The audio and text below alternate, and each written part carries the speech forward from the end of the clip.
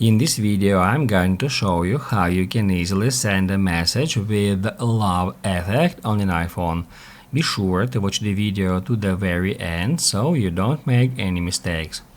Let's get started, guys, and first off we need to head over to the Messages app, and after that enter a conversation you would like to send your message to. After that, just enter the text of your message. You can type in here some text, or you can just stop right here at plus, then go to stickers and then select some emoji. And once you are ready to send your text, then just long press here at this send button, just like that, until it will activate that mode where first off we need to switch it to screen, and that's where we can easily check all the special effects for our messages, and we can easily switch them one by one. Here we got balloons, here we got confetti special effect, and here we got the love special effect.